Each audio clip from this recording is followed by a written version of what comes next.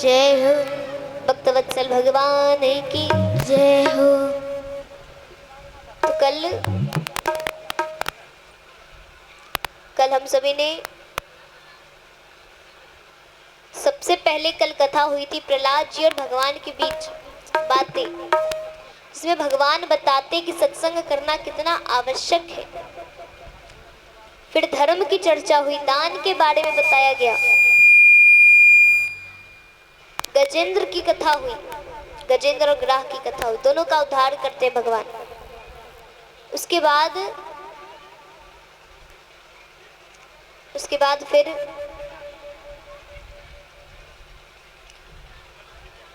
समुद्र मंथन की कथा हुई। राजा बलि की, भगवान वामन अवतार लेते राजा बलि का उद्धार करते हैं, और राम जन्म फिर कृष्ण जन्म, ये सारी कथाएं हमने कल श्रवण करी।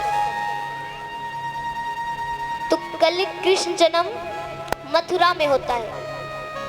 वासुदेव जी भगवान को गोकुल छोड़कर वहां सो रही मोह माया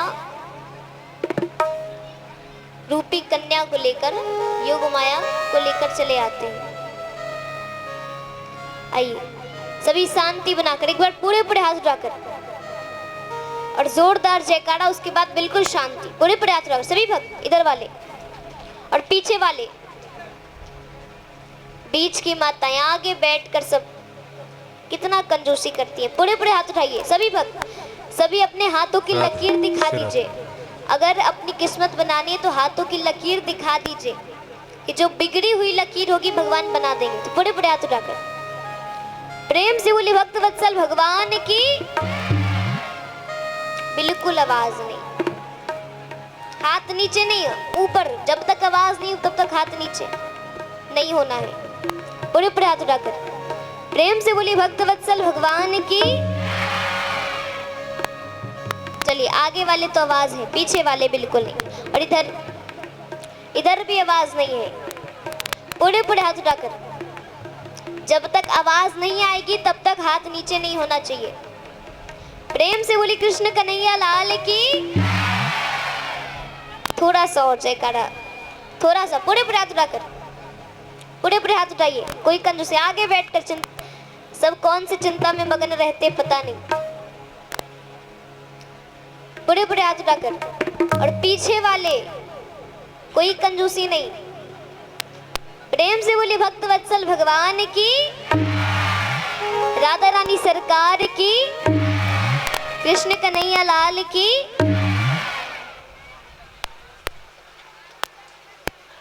आइए माताएं शांति, किस बात का शोर हो रहा है? प्रेम से बोली कृष्ण कन्हैया लाल की, राधा रानी सरकार की, भक्तवत्सल भगवान की जय हो। आइए अब हम सभी कथा की ओर चलते हैं। तो कल भगवान का जन्म हुआ। अच्छा, कौन कौन नाचे थे? हाथ उठाइएगा। कौन कौन नाचे थे?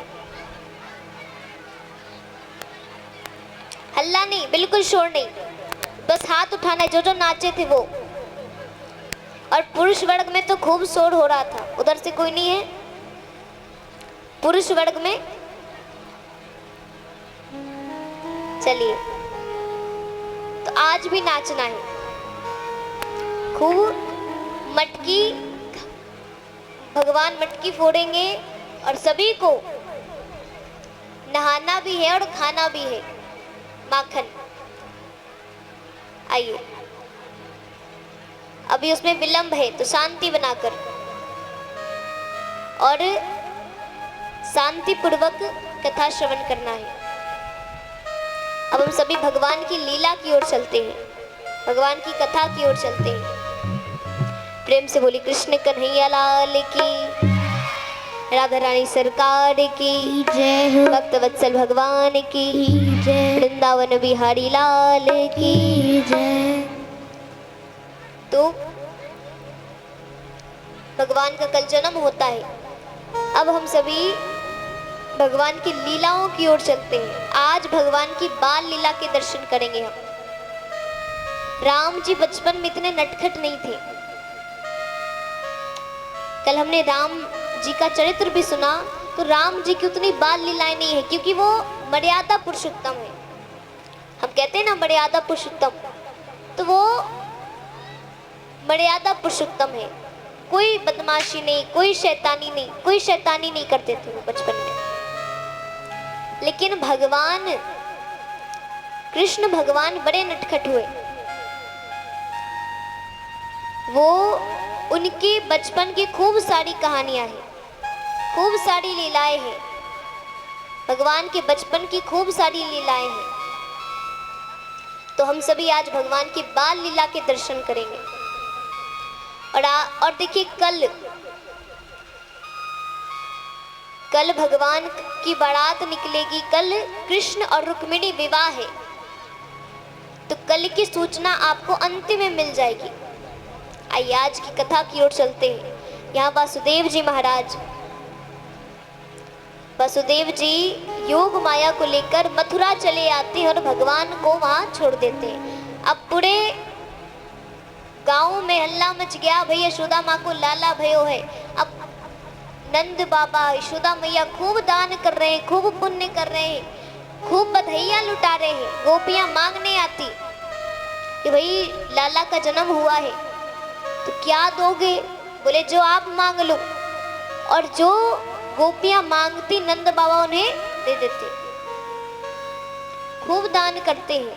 भगवान के जन्म पर नंद बाबा 1 लाख गाय दान करते हैं। खूब सारी चीजें, वस्त्र इत्यादि खूब ब्राह्मणों को भोजन कराते हैं। तो यहाँ सभी लोग बड़े प्रसन्न हैं कि बहुत वर्ष के बाद, यानी कि उम्र नहीं है नंद बाबा की, वो उम्र नहीं है कि छोटे बच्चे को खिला सके, अपने बच्चे को।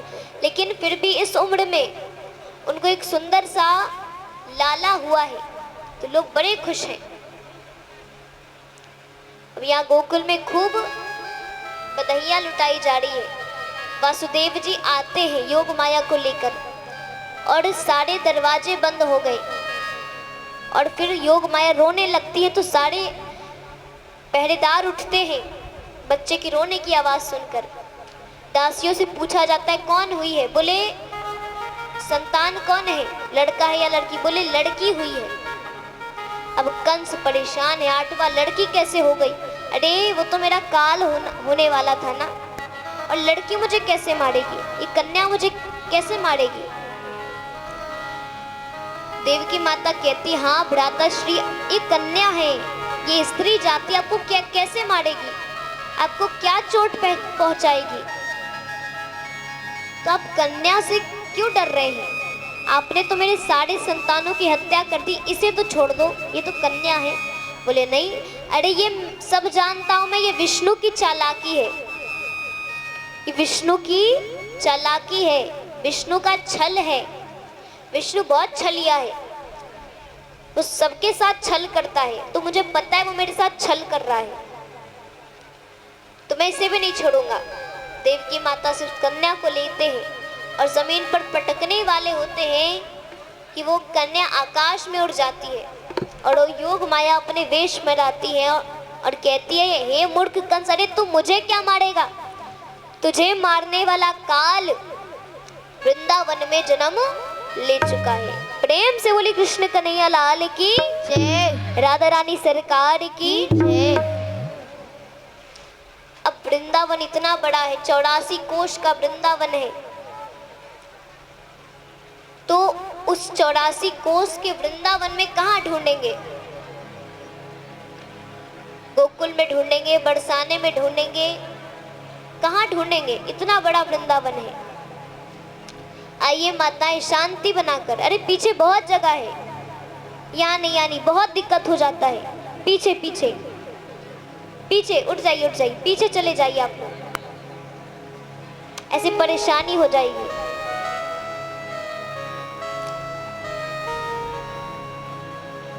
आगे नहीं, आगे नहीं, पीछे चले जाइए।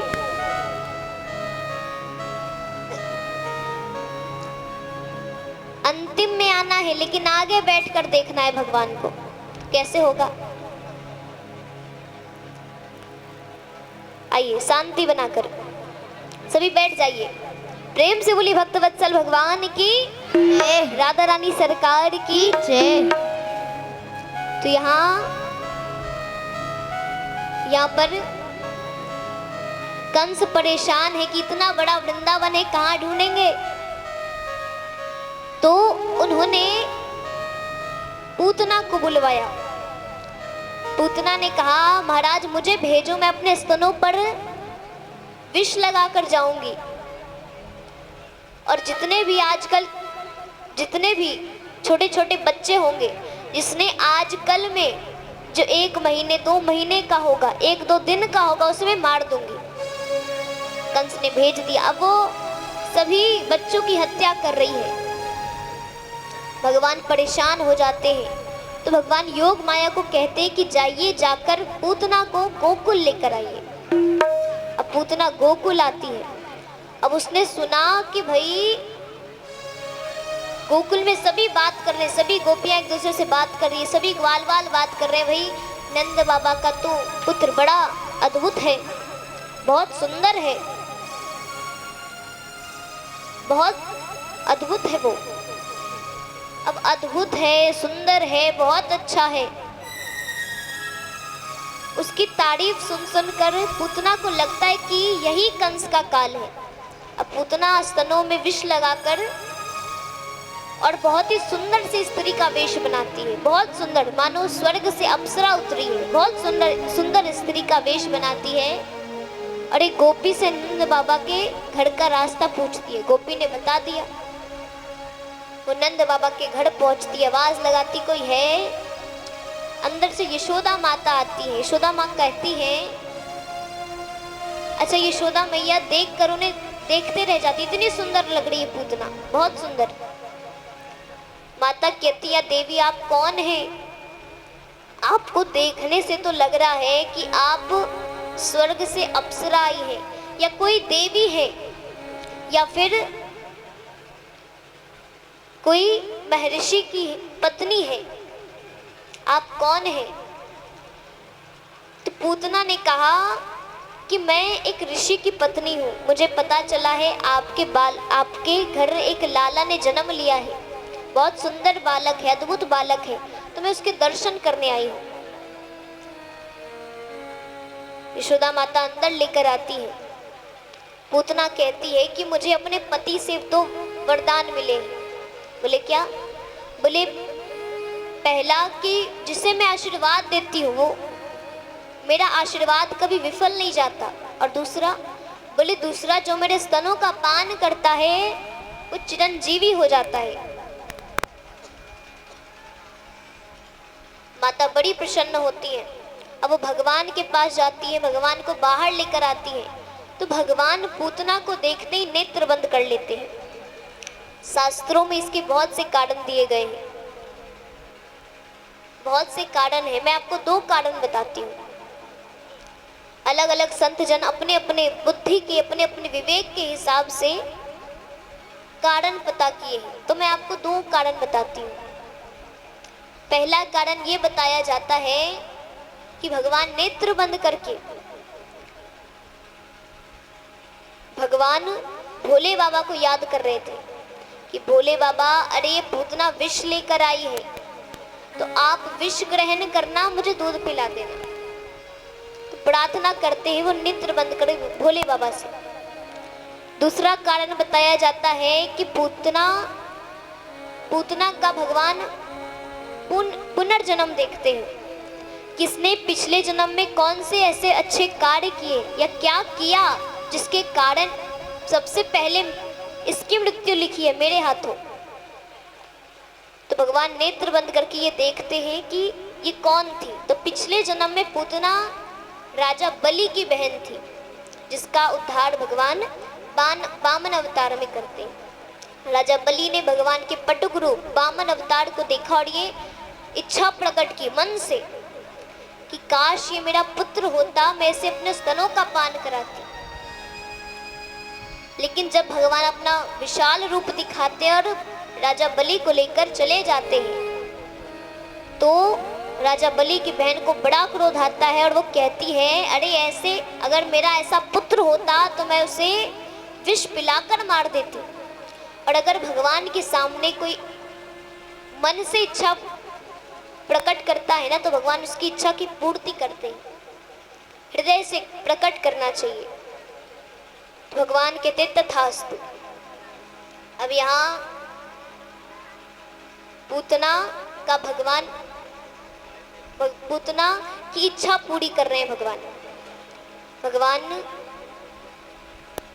अब यहाँ पूतना अपने स्तनों का पान कराती है। अब वो बड़ी प्रसन्न है कि महाराज मुझे शाबाशी देंगे, मुंह मांगा इनाम देंगे। तो भगवान स्तनों का पान करते करते पूतना के प्राणों को भी खींचने लगते हैं।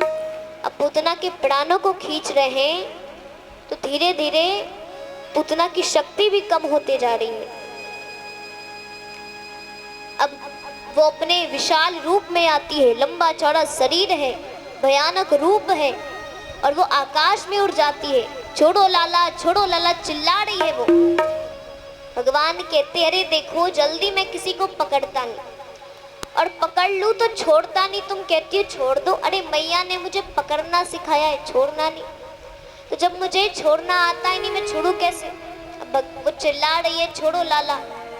आवाज सुनकर सभी ग्वाल, सभी गोपियां आवाज की ओर बढ़ते हैं। आकाश में देखते हैं तो एक बहुत ही बड़ी राक्षसी भगवान को लेकर उड़े जा रही है आकाश में। यशोदा माता भी आती है, दौड़ कर चिल्ला रही है, रो रही है। और यहाँ भगवान पूतना के प्राणों को खींचते हैं और पूतना जमीन पर गिरती है। जोर से आवाज होती है, सभी आवाज की ओर बढ़ते हैं।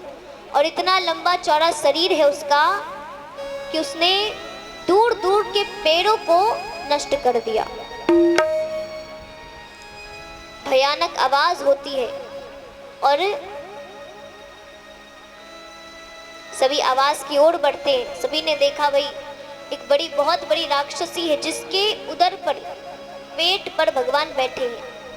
माता दौड़ कर आती है, ग्वालवासियों की मदद से भगवान को नीचे उतारती है। अब यहाँ नंद बाबा कहते हैं कि अब इस राक्षसी का क्या किया जाए।